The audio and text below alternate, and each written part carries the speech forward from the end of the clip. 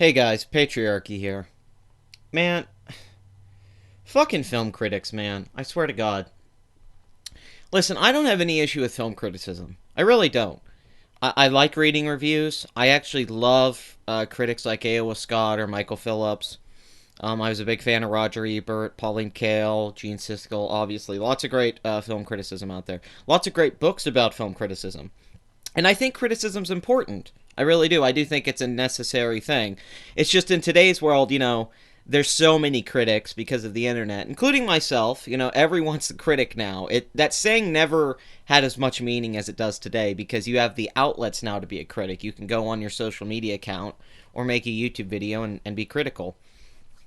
But my issue with film critics in general, that my main issue is they can't help but read into things. If not reading into things, they love to politicize everything they talk about. It's unfucking bearable. Recently, I watched I watched Game of Thrones, and I watched the second episode of the new season, and then I went to go read reviews for it. And almost every review I found, and I mean, I read at least 15 to 20. Every review on these major websites like a Den of Geek or an IndieWire or something like that, major sites for this kind of stuff, not like big, but they're big websites for reviews for pop culture stuff. They all compared Cersei to Donald Trump. They all compared Varys to Bernie Sanders. I shit you not, this was common. And then they talked about, because there was this line of dialogue that was kind of misdirection and playful about how this word isn't gendered. It's male or female, the prophecy, because it's in a different language. It's in an old language, Valyrian. And people were actually trying to say that was D&D making a commentary on the gender pronoun thing in that today. It was...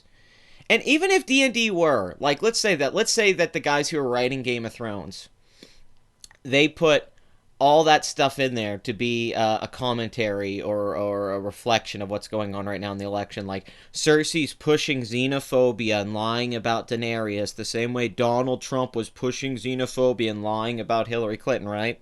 That's what they're saying. And if D&D are doing that, that makes me hate the season. I'm having a lot of problems with the season as is because it's got a lot of logical issues. But beyond that, if they were actually trying to do like parallels to our current election, that's fucking hilarious. I don't think they were doing that. I don't think they were writing the game. But every review, I swear to God, that I found brought that up. And that brings us to Detroit. If you don't know what Detroit is, it's the new film by Catherine Bigelow, the director of Near Dark, Point Break, Strange Days, The Hurt Locker, Zero Dark 30. She was the first woman to ever win an Academy Award for Best Director. Big deal. She used to be married to James Cameron. Terrific director. One of my favorites, actually. I'd say currently working, one of my favorite directors. So she has a new film coming out, Detroit, that's about the 67 riots in Detroit that were a big deal. A lot of people lost their homes. A lot of property got destroyed.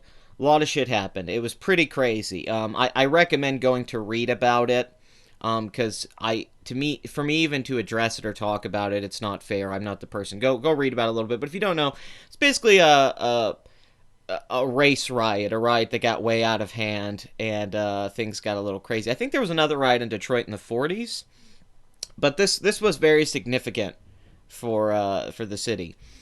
So this movie's coming out. It's directed by her, and it's written by Mark Bowl, who is a journalist who wrote The Hurt Locker and Zero Dark 30, and he does a lot of research before he writes the script of these movies.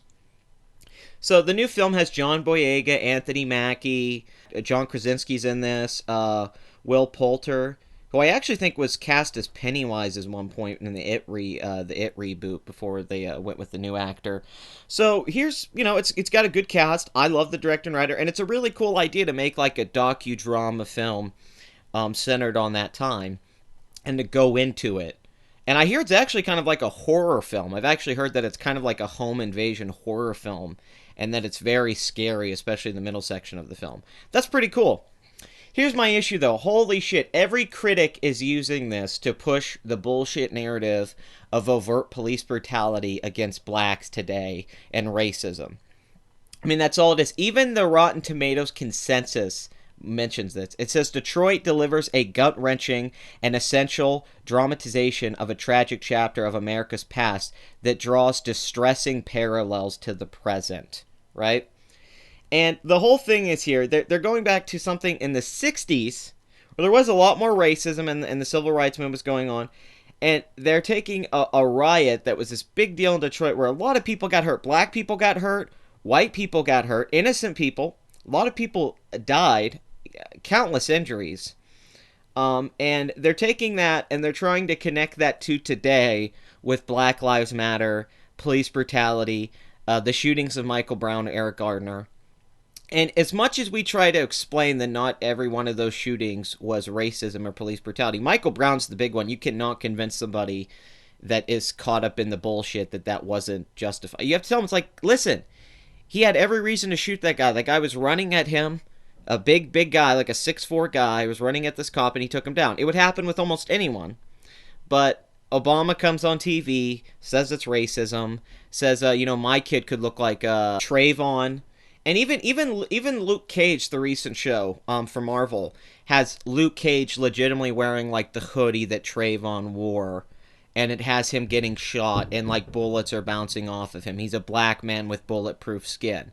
Now I don't mind that. That goes back to what Luke Cage was really about in the 70s, but the stuff isn't subtle. But see, once again, I can deal with that. That was clearly, the intention of the filmmakers. The fact that critics just run with it, though, and they virtue signal in these reviews. Just listen to some of these blurbs from these reviews. It's fucking... And people legitimately in some of these reviews even mention Black Lives Matter, which is insane. Listen to this. While it takes place in 1967 during the racially charged 12th Street riots, the prejudice, injustice, and police violence could be ripped from the headlines today.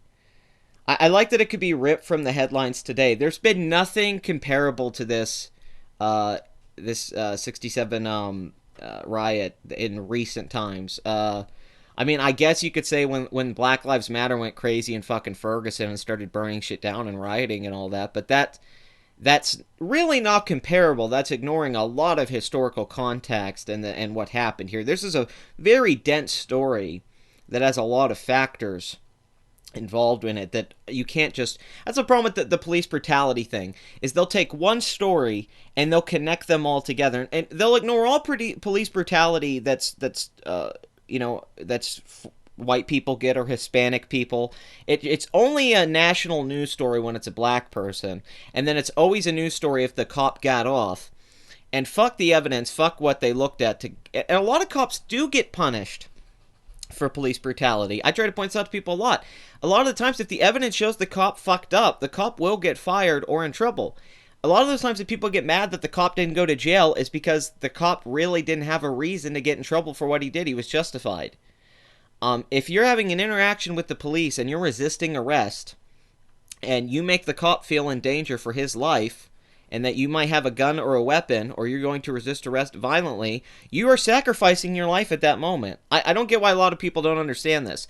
The moment that you no longer listen to the cop or obey orders and blindly ignore him on any level, you are sacrificing at that moment the level of your life value to that cop. That cop can pull that gun out and just shoot you. I know that sounds nuts, but that's what happens when you're dealing with the law. You're dealing with a gun in this situation. There's a gun in here. Okay, and this is a cop who's dealing with violent interactions and is ready for this type of situation. That's not what Detroit was about. That's not what those riots were about. And I'm certain that's what Catherine Bigelow's trying to do, though. She's clear. I haven't seen the movie, but I have no doubt she's trying to make parallels with today and back then, just like Straight Outta Compton was trying to do that. Like, look how much of these cops are being assholes to the black guys in this movie. Yeah, just like today, even though it's like...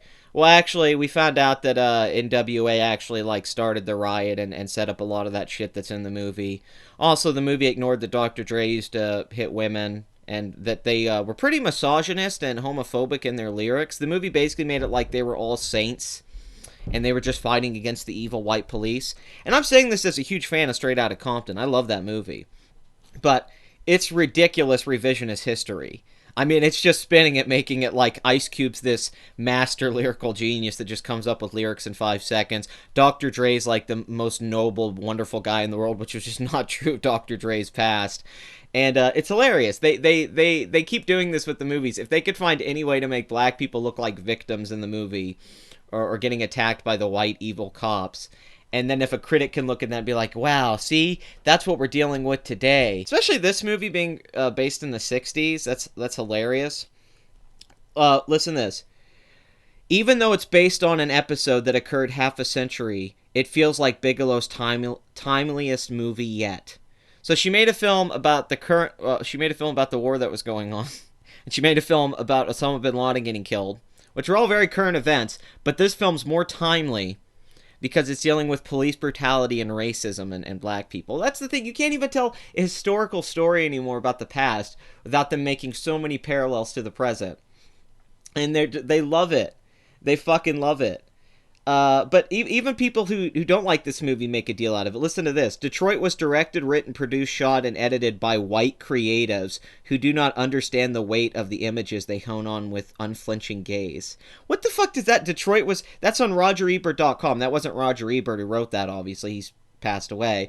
But I love that. Shot, edited by white creatives who do not understand the weight of the images they hone on with unflinching gaze. What? Oh my god. Oh my god. And also, I've heard a lot of mixed things about this movie, but it seems like a lot of people are giving it a pass for its first act, and a lot of things... I hear it's a little messy from some of my friends who have seen it, but it's like people are giving it a pass because they want to see these parallels to today. Okay, let's get some of this out of the way, right? There's that idea that black people have 5 times more likely to get shot by a police officer. Okay, let's give you that. For 13% of the population, though, the averages of crimes that they commit, and don't give that shit to me, oh, it's based off convictions, and we know that black people get convicted more than white people, so of course, it's all racist. I disagree with that sentiment. I actually don't think black people just automatically get convicted more than white people, and my reading into that doesn't seem to justify that. The argument seems to be that every time a black guy's gone to jail, he wasn't a criminal, or he was and they decided he was and sent him no matter what, and then a white guy was almost definitely a criminal and didn't get sent to jail. They never look at the cases on an individual basis or anything like that. It's always these broad generalizations about these things. If you actually look at it, crime rates and the highest level of crime rates in this country, it's all in black communities. And I'm not saying that black people are more violent or anything. These are just the statistics. It has nothing to do with race. I don't think black people are more violent or anything like that. Not at all. But the most crime-filled areas in violent crime, rape, robbery are all... It's insane, the overrepresentation of black people in this. For being 13%, particularly black males. Black males do it way more than the women do. So you're only even looking at about half of that, even. About 13% of population, let's say half of it, right, is men. So it's like, what, 7% of the population is committing the majority of violent crimes? And then you're going, oh, well, they get shot by the police more. It's like they commit so much more crime and get profiled more because the likeliness that you're going to have a violent interaction with the officer if you are black living in a certain neighborhood, in a certain area, what have you, the statistics are just not on your side. And I know, and I'm not saying this justifies any black person that's ever been shot. When they shouldn't have been shot, and a cop being brutal. That's fine. That is something that should be criticized. But you can't just make these broad statements like, oh, they're just gunning down black people. These cops are driving around just offloading on black people. It's just like Detroit in the 60s. Come on. Catherine Bigelow made this movie, and she's talking about this historical moment that none of us ever talk about or reference. But now that it's in this movie, oh boy, now it's really relevant again, and it's today. I mean, I could have predicted this before this movie's reviews were coming out. I was guessing it was going to come out this way, and it's hilarious at how much this comes about.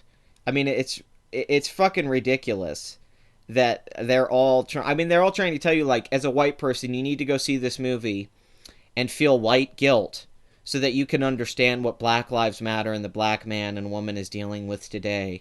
And it's not really that different. We've made no progress since the 60s. We didn't have a black president. There's been no black leaders or anyone that's famous or successful that's black. It's exactly how it was in 1967. And that just ignores all the successful black people and all the progress we have made. That's my issue with this stuff. If they always want to ignore progress and take us back like 50 years almost. It's always this idea of like, well, we haven't made any progress in 50, 60 years at all. It's like, that's just not true. You're ignoring so much of what's happened in the later half of the 20th century and the start of the 21st century. You're just ignoring it to push this message that there's this rampant racism, systemic racism, that cops are racist, the White House is racist, all conservatives are racist, there's everyone who voted for Trump was a racist, there's all this hate for black people. It's not like white people are out there killing black people. Black people are getting killed. The majority of deaths are by other black people. It's not by white guys that are racist. It's black people killing each other for whatever reason. It could be a robbery, a gang-related incident, something like that, drugs. It's rarely a white guy going to kill black people. And even the police brutality thing, if you actually look at the cases, there's really not that many. But they'll take like 5 or 6 really solid ones where a cop did do something shitty with a black person, and they'll just inflate that and ignore that the majority of cops overwhelmingly don't do this stuff, and even in certain places like LA, cops are pulling over black people less and profiling less, trying to not fall into this trap where they're getting criticized. And it's funny because like A.O. Scott's review here, right? I think he points out some really good things. The film's struggle against simplification, against the sentimentality, wishful thinking, and outright denial that defines most Hollywood considerations of America's racial past is palpable, almost heroic, even if it's not always successful. See, a lot of things I've read a lot of reviews of people saying the film's inconsistent, but then they still give it like this praise review because of its content. So I'm very interested to see this movie and get my opinion, because I might love this movie. I could totally love it, but I'm also wondering if it's very flawed in the same way I thought Zero Dark 30 was actually very flawed, and people just kind of give it a pass because it's Catherine Bigelow and she's the great female director, and you know, she's making an important movie. Okay, let's see. Yeah, right here.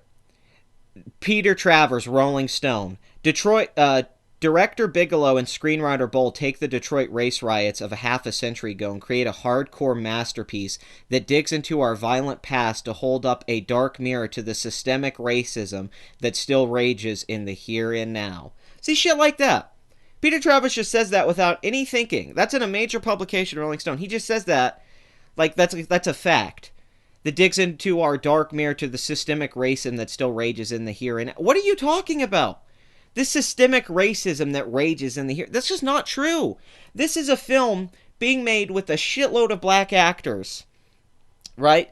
Being made commenting on these things. That just shows you that the systemic racism that existed in 67 is not the same thing it is today, because this movie is being made with blacks in lead roles, and the guy in it, John Boyega, is in Star Wars, Anthony Mackie's in Marvel. Like, can we just ignore that basic thing there? This is a film with black actors playing lead roles, and it's, I mean, this drives me nuts. Does everyone just ignore Will Smith, Denzel Washington, Jay-Z, Beyonce? I mean, the list is going to go on. Kendrick Lamar. Do I need to keep naming people? 50 Cent, Tupac, Biggie, Idris Elba. I'm just going to keep naming a bunch of famous black... I mean, we could go down this list all fucking day. Viola Davis. Those people weren't... There wasn't a bunch of famous actors like that in Hollywood getting lead roles in 1967. And they weren't really making movies about black people for black people in 1967. Can you just... It's like they ignore basic shit. This is basic shit. There is a whole genre now for black audiences. I know black exploitation existed in the 70s. But, like, Tyler Perry has a huge career now. And then there's films coming out like Girls Trip, which was made for a black female audience that is doing really well. Things have changed considerably. Okay, Queen fucking Latifah. I mean, I don't know how many successful black people I have to name before it gets through your people's fucking skulls that there's not this rampant hatred and systemic racism towards black people. Is there racism? Yes. Are there things in place that probably affect black people? Yes. Are there racists who hire at jobs and are bigoted, and are there things? Yes, of course. Of course there is. But it's how you scale these things. You can't just exaggerate everything. I mean, from this narrative from leftists, and almost all of these film critics are clearly left leaning. The idea is that like black people are just getting slaughtered. They're just getting slaughtered. And they're just getting I mean, Van Jones even fucking said this the night of the election. He said it was a whitewash when Trump won, that it was a whitewash. Then he came back later and said, hey, I went and met Trump people, and I actually talked to them, and I realized now they're not racist. It's like, oh, well, you had to go talk to human beings to decide that? You fucking asshole. I'm just sick of this. It's hurting race relations in this country. Black people and white people aren't going to make any progress because the left keeps pushing this fucking message of black people getting attacked and beaten like fucking Selma's happening right now. Like, white people are just out in the streets. Like, there's all these evil southern redneck people beating up all the black people. It's like, what world are you living in? It's the opposite. Black people are beating up other black people. They're killing other black people. Places like Chicago are fucking war zones, and they call things like Chirac. They have pride about killing each other. There's pride in what they're doing. It's not a white versus black thing. It's a black versus black thing. It's human, it's violent, and it's fucked up and needs fixed. It's got nothing to do with race. I am so sick of this race bullshit, this race baiting that is in every fabric of our media and in Hollywood and everything. It's pushed on us so much. Okay, yeah, I know throughout history they tried to whitewash history and take away black people's role in it. I know they did. I know Jim Crow was a thing. I know that. Those are significant things. That's not today. And to ignore a lot of the things that we have today in order to push a message of no progress made is not a good thing, because that makes young black children growing up today, they see that and they think that there's nothing to hope for. They think that they're already settled into victim mode or a failure. You know, they're always going to be a failure because they're black, but there's people that show that that is not true at all. There's so many successful African Americans today that you just can't give that blanket statement to them anymore. And it's not right for critics to just jump on this movie and review it and then say, oh, look, it's just like today. No, and that's ignorant to speak of for the people who did die and suffer in those riots in '67, which included some white people and people who were attacked. It was a racial thing. You know, cops did do fucked up stuff because of racism. But to act like those people are parallel to what's going on now, I think that's insulting to what happened in Detroit. But, you know, maybe I could... It has relevance and passion. And by finding the story's heart in the music of the dramatics, Bigelow creates a humanity amid the anguish. See, right there, that's a decent review, right? But then, while its centerpiece section justifies a recommendation all its own, that's why I keep hearing as the center part's the highlight, where it's kind of like a horror film. The material that makes up the rest of Detroit is not without some problems. Okay, let's see.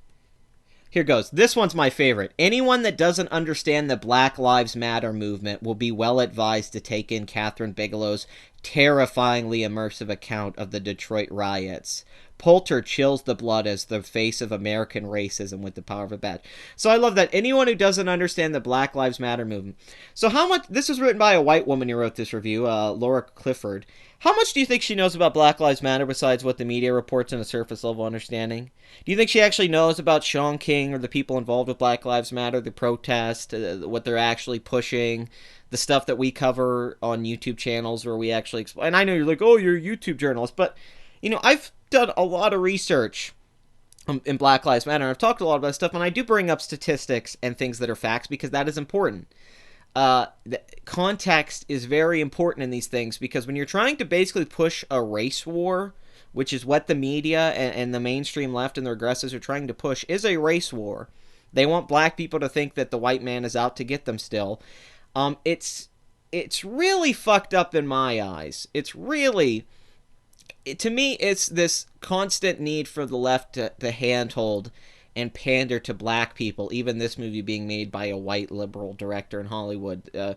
They feel like they need to help black people. They need to build them up and show them the way to the future. And I've even watched that documentary 13th, where they were basically trying to argue that the prison system today is slavery and black people are still slaves, basically. It just moved over to incarceration. It's like, do you know how fucking idiotic that sounds? Like, we can talk about prisons being too populated with drug crimes, you know, for people selling pot and all that stuff. Fine, but, like, are you kidding me? You're trying to equate that to slavery? Jesus, you know there are laws and people break laws and you go to jail for breaking laws. But it's so funny because she says that, right? The Black Lives Matter movement. This is just some white liberal chick who has a base understanding of these things. And she's like, you need to watch this movie that's emotionally effective because it's a film that emotionally manipulates you, like all films do. And it's just like the world we live in today because that's what CNN tells me. This fucking New York Daily News, far from ancient history. No, that's true. It's not ancient history in the fact that it wasn't that long ago, but that's not what he's saying.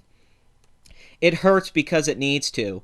This is not a film about civic pride or the city's comeback. We have to own this. And Bigelow highlights this ugly moment on its 50th anniversary. Yes, the city has moved on, but this incident still stings. A drama as powerful as it is timely? Intense and physically powerful in the way it conveys its atrocious events.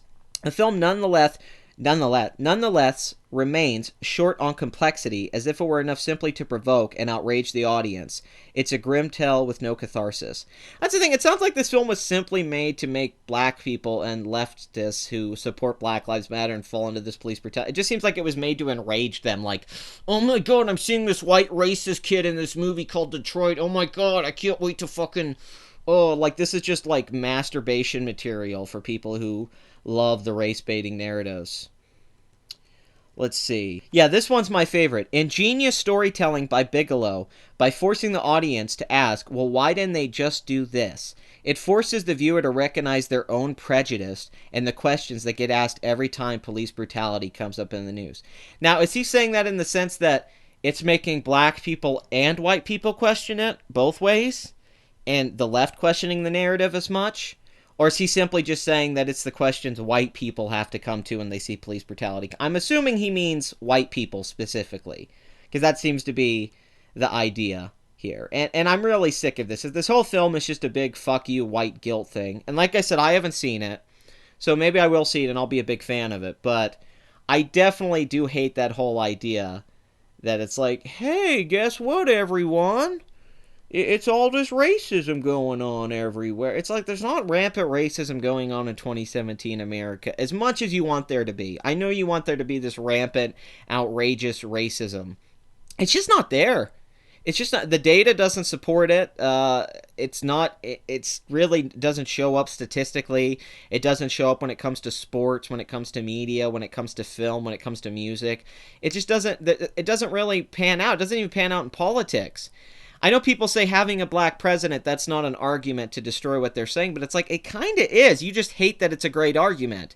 The fact that a black man was elected kind of destroys your whole systemic argument because it would make no sense ever that anyone black could get to that level of power if the entire system was set up against them. It just wouldn't make any sense.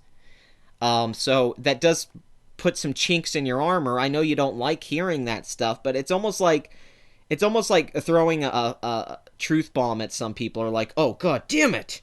Are you telling me that all white people aren't fucking racist and all cops aren't racist? It's like, yeah, moron, I'm telling you that. That there's not this racism problem in America. America's not... It's like the xenophobia thing. Like, wow, we see terrorist attacks all over the world and some people get worried. Rightfully so. That people that come over here might hurt them, you know, and they don't know. It's just fear. I get that, but they take that as like, see all these racist, xenophobic people? It's like, dude, people are dying in other countries. Why are you ignoring terrorist attacks? They fucking happen. Quit ignoring. They're real fucking things. We're not making this shit up. Ariana Grande concert, a fucking bomb went off. That wasn't made up. That was a real thing. Okay, people aren't making that. It's like, oh, people are... It's just, you can't exaggerate everything. You can't take it to one fucking extreme. Yeah, The Den of Geek. Detroit is a must-see film not only because it recreates an era and a series of incidents that could easily be forgotten in today's culture of short-term attention, but because the conditions that led to these horrors are still with us. They're still with us. These conditions are still with us today. Yeah. So it just confirms how I feel about a lot of film critics is... Problem with so many film critics today is they don't even write a review. They'll write a plot synopsis for the movie. and then they'll put those little things in there, little political jabs, because every critic's kind of a failed writer, comedian, a lot of the time artist. And this is something you'll find. Most writers, especially journalists, are some kind of failed writer in another form. They were a failed author or something. And they try to make these little jokes or political parallels with what's going on in the world today, and it's so simplistic and laughable because they don't have any nuance with it. They're just trying to get clicks on their article. That's how it was with those Game of Thrones reviews I mentioned. It's like, hey, everyone who reads this probably agrees with me politically, so I can be like Stephen Colbert and make really obvious Trump jokes and comparisons. Yeah! Instead of actually giving a really good review and really breaking things down without trying to get throwing in all the buzzwords and things that are trending right now. That's the struggle with these things. They simplify it all because they basically, they're just trying to, it's the problem with the left is they think they have the majority of everything. They think that they just they thought Hillary Clinton was going to win, basically. They thought that everyone just blindly agrees with them. And you'll see this with leftists on Twitter. Every time anything negative comes out about Trump or anything bad happens with him trying to repeal Obamacare, it's always like, yeah, liberalism won. We get to insure 20 million people, even though it's like, there's 350 million people in this country. Insuring 20 million people means dick. It's always this idea of empathy and ethics that they're trying to help the middle class and small people, and that's what they're trying. But really, it is just moral grandizing. I feel superior to you. I understand these things better than you. You stupid white people, you don't get it. We have to help the black people and the women get to the positions of power because they can't do it without our help. And I think that's what's been holding people back generally is the race narrative that the left pushes. In other countries where there isn't that race narrative as much, we don't see these we don't see as much of this imbalance between the races. It's because the left will not let this shit die. And then every time a movie comes out like this, a new album, like Kendrick Lamar will release an album like To Pimp a Butterfly, they'll read into it so much and give it so much meaning that they'll no longer care about any kind of responsibility of what they're thinking that their actions will represent. They only think that they're representing the moral right, what is correct, what is the right thing to say or do, because they're brainwashed to think it's the right thing to say or do. Could you imagine if you gave a negative review to this movie? Because not many critics are doing it. There's only a few, and it might be just because it's a great movie, but it's almost like they're scared to go into a full negative review. Plenty of critics' reviews I'm reading on this, like they're giving it like 2.5, 3 out of 5, and it's like they don't want to give it a negative review because of the content. It's just, I don't know, but I'll probably review this movie when I get a chance to see it, and maybe I'll feel a little different about this overall, but that doesn't change the virtue signaling from these fucking film critics that you'll always see. And I saw this even with Dunkirk. With Dunkirk, there were criticisms on like USA Today where they said it might be jarring for some people not to see women and people of color during this Dunkirk evacuation. It's like, wow, yeah, it was only white guys and a lot of the French and stuff at the Dunkirk evacuation. That's crazy. It's almost like there wasn't a lot of black people there when it actually happened. And in fact, I remember one review tried to say that Dunkirk was like a Brexit message about going against Brexit. It was like Nolan made this film post-Brexit to represent true British values that weren't represented in Brexit. It's like, where the fuck did you get that from? But they'll do that. They'll fucking read into this shit. But I'm going on a separate tangent now altogether. So like, comment, and subscribe. Tell me what you guys think, and I'll see you guys next time.